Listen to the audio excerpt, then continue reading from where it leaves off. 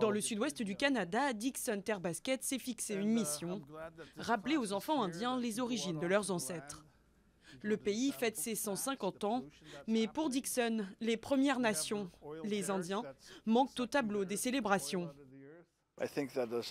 Je pense que beaucoup de personnes dans la société en général ne sont pas au courant de l'histoire et de ce qui nous est arrivé, le génocide, la variole et toutes les choses qui ont été néfastes pour notre peuple.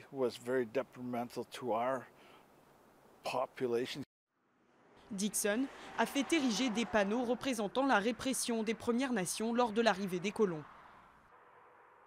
Ces terres sont celles du peuple Okanagan, ou Syilx.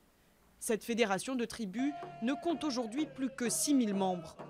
La variole apportée par les colons a décimé la communauté.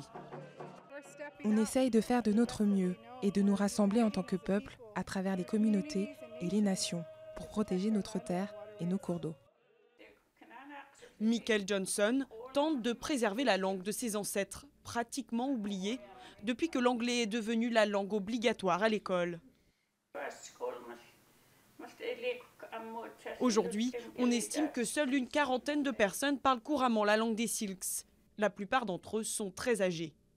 Chaque semaine, ce groupe se rassemble pour discuter et s'enregistrer pour un cours de langue.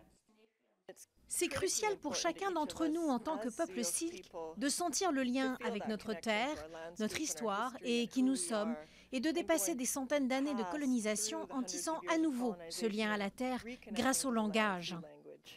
Pour surmonter les difficultés économiques des Premières Nations, des initiatives existent. Comme ce vignoble, le premier à appartenir à des Indiens en Amérique du Nord. Ou encore en réintroduisant des poissons dans les rivières.